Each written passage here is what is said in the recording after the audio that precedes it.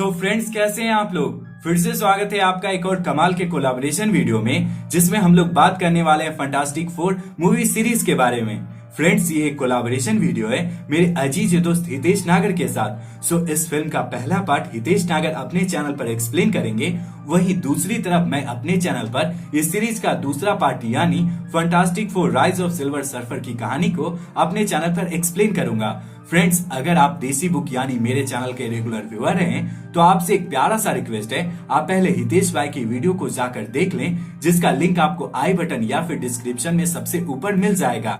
और अगर आप हितेश नागर की वीडियो को देखकर यहाँ पर आए हैं, तो बिना किसी देर के इस फिल्म की कहानी की ओर आगे बढ़ते हैं। हमारी आज की कहानी शुरू होती है और हम लोग स्पेस में इस अनजाने प्लेनेट को देख पाते हैं, जिसमें अचानक से विस्फोट होना शुरू हो जाता है और देखते ही देखते ये प्लेनेट धूल में बदलने लगता है। आगे जब हमारी नजर इसके बिल्कुल पास पड़ती है, तब इसमें से एक चमकती हुई चीज निकलती है जो पृथ्वी की तरफ बढ़ने लगती है। आगे ये चमकती हुई चीज सुरगाबे जापान, गीजा इजिप्ट और लॉस एंजलिस के कुछ पार्ट से गुजरती है। अब कहानी आती है तकरीबन 24 घंटे बाद, जहां न्यूज में गीजा इजिप्ट, सुरगाबे जापान में हुए वेदर चेंज के बारे में बताया जा रहा होता है। पर कोई भी नॉर्मल इंसान इस घटना में इंटरेस्ट न दिखाते हुए इस न्यूज के बाद आने वाले हेडलाइन में इंटरेस्टेड होता है। आगे की न्यूज ये होती है फ्रेंड्स कि इसी सैटरडे हमारे चहीते रीड रिचर्ड और सुजन स्टॉर्म शादी करने वाले होते हैं कि तभी इसके पास जॉनी आता है और रीड से इसके शादी के पहले वाली बैचलर पार्टी के बारे में पूछता है। रीड इसकी बातों को काटते हुए कहता है, पता है जॉनी, दुनिया में मौसम बदल रहा है और उसके बदलाव का कारण शायद कॉस्मिक रेडिएशन है। ये कॉस्मिक रेडिएशन कहाँ से आ रही है, इसके बारे में मैंने अब तक ज्यादा कुछ पता नहीं लगाया है। जॉनी अपने मजाकिया नेचर के कारण रीड की बातों पर ज्यादा रिएक्ट नहीं करता और बैचलर पार्टी के बारे में इससे पूछता रहता है। शुरू में रीड अपने सीरियस नेचर की वजह से राजी तो नहीं होता है, पर जॉनी के द्वारा बार बार जिद करने पर वह मान जाता है। इसी क्रम में हम लोग फिर से इस चमकती हुई चीज को देख पाते हैं, जो उस जगह से गुजरती है जहां पिछले फिल्म के विलन विक्टर वैन डूम को रखा गया था। क्योंकि रीड बैचलर पार्टी के लिए राजी हो गया था, इसीलिए रीड जॉनी और बेन के साथ बैचलर पार्टी में पहुंचता है और यहाँ मौजूद कुछ लड़कियों के साथ मजे करते हुए डांस करना शुरू करता है। इसी क्रम में हम लोग जनरल हागर को देख पाते हैं, जो रीड से मिलने के लिए अपने कुछ सोल्जर के साथ बैक्स्टर टावर यानी फैंटास्टिक फोर के ठिकाने पर पहुंचते हैं। चूंकि रीड अपने बैचलर पार्टी में मौजूद होता है, इसीलिए जनरल हागर सुजैन को लेकर बैचलर पार्टी में पहुंचते हैं। उधर दूसरी तरफ पार्टी में अभी भी रीड रिचर्ड यानी मिस्टर फैंटास्टिक एक साथ दो लड़कियों के साथ मजे कर रहे होते हैं। अपने सामने सुजैन के साथ जनरल हागर को देखकर इनकी हवा टाइट होने लगती है और ये जनाब ऐसा एक्सप्रेशन देते जैसा किसी ने इनकी किडनियां उधार मांग ली हो। जनरल हागर समेत सुजैन को सामने देखकर रीड जॉनी और बेन के साथ एकांत जगह पर पहुंचता है और हागर से बात करना शुरू करता है। जनरल हागर की बातों से हम व्यूअर समेत रीड को पता चलता है कि कई देशों में कुछ इस तरह के दिखने वाले तकरीबन 200 मीटर के डायमीटर वाले गड्ढे पाए गए हैं और जहां जहां ये बड़े गड्ढे मिले हैं, वहां पर कुछ इस तरह के शूटिंग स्टार जैसी चमकती हुई चीज देखी गई है। आगे जनरल हागर इस गड्ढे और शूटिंग स्टार जैसी चमकती हुई चीज की गुत्थी को सुलझाने को कहते हैं, जिस पर रीड कहता है शायद ये चीज कॉस्मिक रेडिएशन छोड़ती है, सो हमें उस चीज को ट्रेस करने के लिए एक सेंसर बनाना पड़ेगा। रीड की बात सुनकर जनरल कहता है, तो देर किस बात की, जल्द से जल्द काम करना शुरू कर दो। चूंकि सुजैन शादी के लिए बहुत ज्यादा एक्साइटेड थी, इसीलिए रीड सामने से जनरल को शादी का बहाना बनाकर मना कर देता है, पर सुजैन के पीठ पीछे बेन की हेल्प से सेंसर बनाने का काम शुरू कर देता है। अब कहानी आती है तकरीबन 4 दिन बाद, जहां एक तरफ रीड सेंसर बनाने में कामयाब होता है, तो दूसरी तरफ इसकी शादी का दिन यानी सैटरडे आ जाता है। जहां एक तरफ सुजैन अपने भाई जॉनी के साथ शादी वाली जगह पर पहुंचती है, तो दूसरी तरफ रीड अपने द्वारा बनाए गए सेंसर को सैटेलाइट और अपनी फोन से कनेक्ट कर अपनी शादी में पहुंचता है। आगे हम लोग फिर से इस चमकती हुई चीज को देख पाते हैं, जो न्यूयॉर्क यानी रीड की शादी वाली शहर की तरफ तेजी से बढ़ रहा होता है और जिस पर Victor Doom US spy satellite की हेल्प से कड़ी नजर रखे हुए होता है। हेलीकॉप्टर को नीचे गिरते देख यहाँ पर अफरा तफरी का माहौल हो जाता है और सारे लोग डरकर इधर उधर भागने लगते हैं।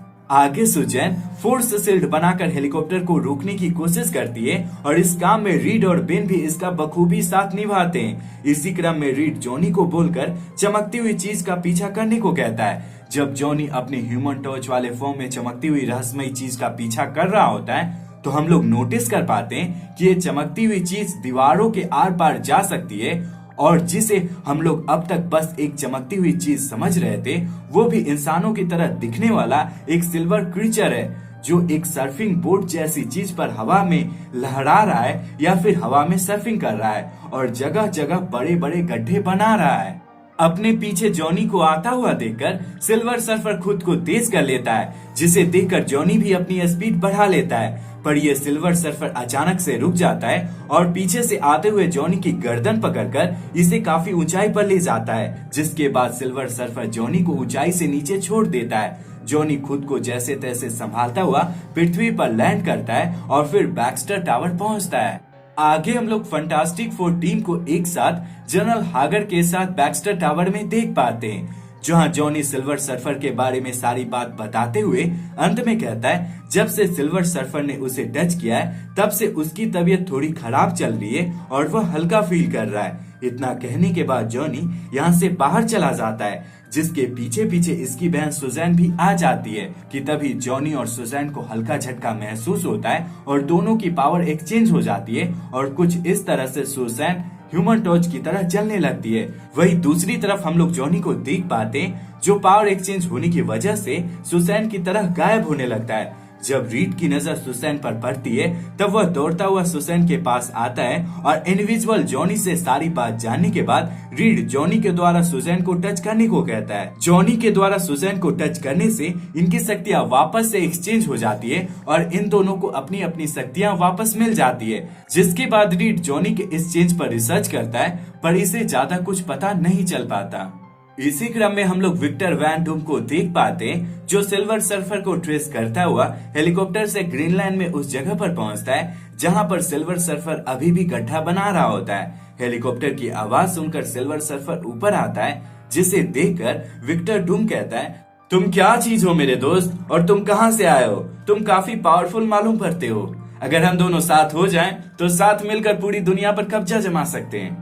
सिल्वर सर्फर विक्टर डूम की बातों को इम्पोर्टेंस न देते हुए यहाँ से जाने लगता है, जिस पर विक्टर को गुस्सा आता है और वह सिल्वर सर्फर पर एक जोरदार बिजली का हमला करता है। विक्टर का ये हमला सिल्वर सर्फर को ज्यादा तो नुकसान नहीं कर पाता, पर वह गुस्साते हुए विक्टर पर एक जोरदार बिजली का हमला करता है, जिससे वह दूर जाकर गिरता है। जब सैटेलाइट के थ्रू रीड को सिल्वर सर्फर के द्वारा ग्रीनलैंड में गड्ढे बनाने वाली बात पता चलती है, तब वह इन गड्ढों पर रिसर्च करना और भी तेज कर देता है, जिसके बाद रीड को पता चलता है ये गड्ढे सिल्वर सर्फर एक खास पैटर्न में बना रहा है और अगला गड्ढा लंदन में लंदन आई के पास नदी में बनेगा। इस बात का पता चलने के बाद फंटास्टिक फोर की पूरी टीम जनरल हागर के साथ लंदन आई के पास पहुंचते हैं और सिल्वर सर्फर का वेट करने लगते हैं। अगले क्षण हम लोग नदी में कुछ इस तरह की आकृति को बनते हुए देख पाते हैं, जिसमें नदी का सारा पानी जाने लगता है और इस आकृति के बनने से आसपास की जमीन में दरार पड़ना शुरू हो जाता है और जिस वजह से लंदन आई अपना बैलेंस खो देता है और इसका व्हील टूटकर नीचे जमीन पर गिरने लगता है। इसी के फलस्वरूप यहाँ पर मौजूद सारे लोगों की जान खतरे में पड़ जाती है। आगे सुजैन फोर्स शील्ड क्रिएट कर लंदन आई के व्हील को गिरने से रोकने की कोशिश करती है, जिसमें बेन और रीड अपनी अपनी शक्तियों को यूज करके इसे वापस से ठीक करने में लग जाते हैं। इस क्रम में हम लोग सिल्वर सर्फर को देख पाते हैं जो यहाँ बने बड़े गड्ढे से निकलकर आसमान की तरफ भागने लगता है, जिसे देखकर जॉनी अपने ह्यूमन टॉर्च वाले फॉर्म में सिल्वर सर्फर को पकड़ने की कोशिश करता है, पर इसी क्रम में वह गलती से जाकर रीड से टकरा जाता है और इसी वजह से इसकी पावर रीड से एक्सचेंज हो जाती है और जॉनी रीड से टकराने के बाद जमीन पर गिर जाता है। वहीं दूसरी तरफ रीड अपने न्यू पावर को जैसे तैसे कंट्रोल करता हुआ सुजैन और बेन की हेल्प से लंदन आई को ठीक करता है। आगे हम लोग जनरल हागर को फिर से फंटास्टिक फोर की टीम के साथ देख पाते हैं, जहां रीड सिल्वर सर्फर को पकड़ने में नाकाम रहने वाली बात के लिए सॉरी बोलते हुए एक बार फिर से ट्राई करने की बात रखता है, जिस पर जनरल हागर नाराजगी दिखाते हुए विक्टर वैन डूम को सामने बुलाकर कहता है केवल तुम्हें मौका देकर मैंने गलत किया था। विक्टर के पास कुछ ऐसा है जो हमारे इस सिल्वर सर्फर वाली गुत्थी को हमेशा के लिए सुलझा सकता है। चूंकि इस सीरीज के पहले पार्ट में विक्टर ने इन चारों यानी फंटास्टिक फोर को मारने की कोशिश की थी, इसीलिए विक्टर को सामने देकर बेन गुस्साता है और इस पर हमला कर इसे पीटने की कोशिश करता है। पर जनरल हागर के ऑर्डर को सुनकर वह लास्टली शांत हो जाता है। चूंकि ये दुनिया के रक्षा का सवाल था, इसीलिए यहाँ पर रीड न चाहते हुए अपने टीममेट को लेकर विक्टर के साथ काम करने के लिए रेडी हो जाता है। आगे विक्टर सिल्वर सर्फर के साथ हुए इस झगड़े की वीडियो दिखाता है, जिसके थ्रू इन्हें पता चलता है कि जो एनर्जी सिल्वर सर्फर यूज करता है वह उसके बोट से उसके अंदर आती है। अगर हम लोग किसी तरह से सिल्वर सर्फर को उसके बोट से अलग कर दें तो सारी प्रॉब्लम खत्म हो जाएगी। आगे विक्टर और रीड मिलकर एक नई डिवाइस टैकोन पल्स बनाना शुरू करते हैं और तकरीबन 24 घंटे की नायाब मेहनत के बाद ये दोनों टैकोन पल्स को बना लेते हैं। इसी क्रम में हम लोग विक्टर को देख पाते हैं जो चोरी छुपे एक अलग ही डिवाइस पर काम कर रहा होता है और जब भी कोई इसके सामने आता था तब वह अपने द्वारा बनाई गई चीजों को छुपा दिया करता था।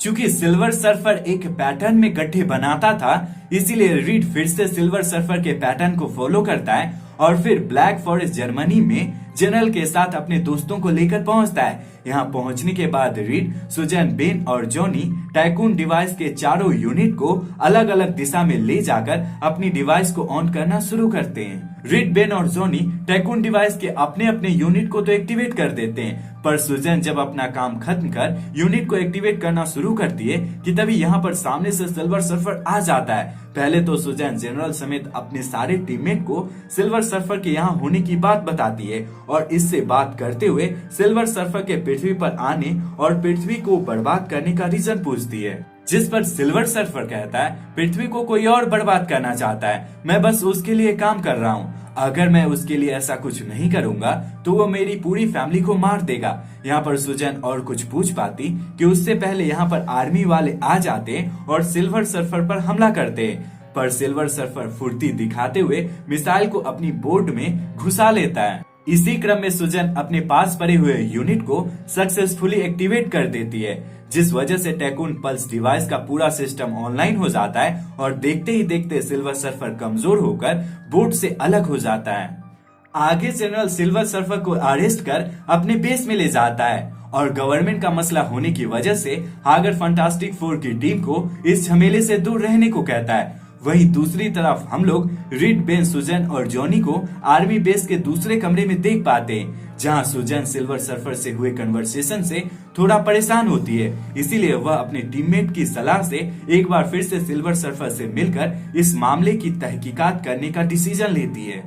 आगे सुजैन लंच टाइम में अपनी शक्तियों को यूज करके इनविजिबल हो जाती है और जब कोई भी सिल्वर सर्फर के पास नहीं होता है तब वह इसके पास पहुंचकर इससे बात करना शुरू करती है, जहाँ इसे पता चलता है कि इसके मालिक का नाम गैलेक्टस है और वह अपनी खुशी से गैलेक्टस के लिए काम नहीं कर रहा है। गैलेक्टस ने उसकी फैमिली को बंदी बना कर रखा है। गैलेक्टस क्लाउड लाइक दिखने वाला एक एंटिटी है जो जिंदा रहने के लिए किसी भी ग्रह की एनर्जी को यूज करके अपनी भूख मिटाता है। उसका बोट एक बाइकून की तरह है, यानी बोट को फॉलो करके ही गैलेक्टस इसके पास आता है। यहाँ पर सिल्वर सर्फर का काम लगभग पूरा हो गया है और जल्द ही गैलेक्टस यहाँ पर उसके बोट को फॉलो करते हुए आएगा। आगे काफी देर तक डिस्कशन के बाद ये चारों इस नतीजे पर पहुंचते हैं कि ये चारों मिलकर उस बोट को तबाह कर देंगे। इस जगह पर पहुंचने के बाद विक्टर अपना असली रंग दिखाता है और जनरल हागर समेत यहाँ मौजूद सारे सोल्जर को मारकर बोट लेता है और फिर अपने द्वारा बनाई गई डिवाइस को अपने हाथ में पहनकर अपने डॉक्टर डूम वाले अवतार के साथ यहाँ से फरार हो जाता है। ये ऐसी डिवाइस थी फ्रेंड्स जिसे विक्टर रीड के साथ काम करते वक्त चोरी छिपे बना रहा था और इसी डिवाइस की हेल्प से कोई भी ह्यूमन सिल्वर सर्फर के बोट को या तो कंट्रोल कर सकता था या फिर बोट की सारी पावर उस इंसान में आ जाया करती थी। जब विक्टर के द्वारा बोट को चोरी करने वाली बात फंटास्टिक फोर को पता चलती है तब रीड अपने प्लेन को यहाँ पर बुलाता है और फिर सिल्वर सर्फर को आजाद कराकर विक्टर का पीछा करते हुए साउथ ईस्ट एशिया की तरफ बढ़ने लगता है। जब ये लोग विक्टर के पास पहुंचकर विक्टर से बोट मांगते हैं तब विक्टर इन चारों पर अटैक करना शुरू कर देता है। जवाब में ये चारों भी विक्टर को पकड़ने की कोशिश करने लगते हैं। चूंकि बोट में काफी पावर थी और अभी विक्टर इसे यूज कर रहा था, इसीलिए यहाँ पर इन चारों पर विक्टर भारी पड़ने लगता है। अपना कुछ चारा न चलते देख रीड अपने प्लेन को 3 मिनी प्लेन में डिवाइड कर देता है, यानी अलग कर देता है, जिसके बाद सारे लोग अलग अलग होकर विक्टर को डिस्ट्रैक्ट करने की कोशिश करते हैं, पर अभी भी विक्टर इन चारों पर भारी पड़ रहा होता है। आगे विक्टर डूम को ये लगता है कि अगर वह किसी तरह से सिल्वर सर्फर को मार देगा तो बोट कंट्रोल करने वाला कोई भी नहीं बचेगा।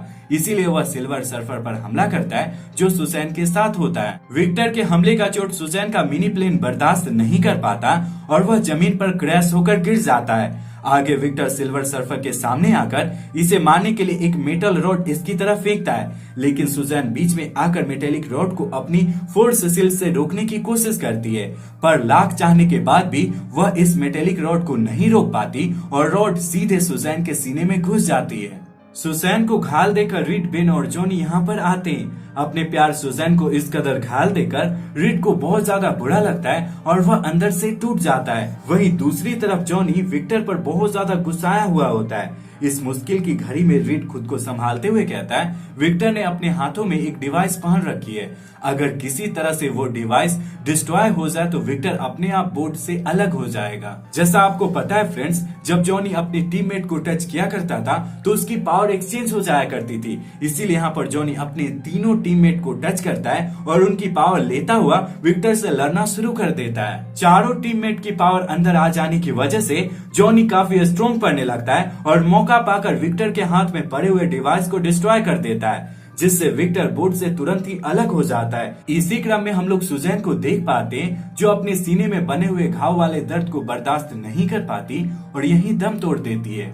फ्रेंड्स, ये इस सीरीज की one of the best emotional scene है जिसे देखकर हम सारे व्यूअर्स की आंखें नम पड़ जाती है।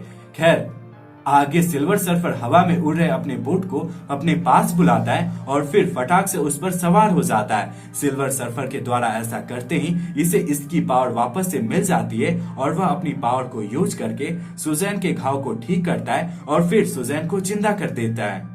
इसी क्रम में हम लोग गैलेक्टस को देख पाते हैं जो पृथ्वी के बिल्कुल करीब पहुंच जाता है और अपनी एनर्जी से सिल्वर सर्फर के द्वारा बनाए गए गड्ढे के थ्रू पृथ्वी की कोर को अपने अंदर खींचना शुरू कर देता है। गैलेक्टस के द्वारा ऐसा करने से पृथ्वी पर अफरा तफरी का माहौल शुरू हो जाता है, जिसे देखकर सिल्वर सर्फर जॉनी की हेल्प से गैलेक्टस की तरफ बढ़ता है और चिल्लाते हुए कहता है, अब मैं तुम्हारी गुलामी नहीं करूंगा, न ही किसी और प्लैनेट को डिस्ट्रॉय होने दूंगा।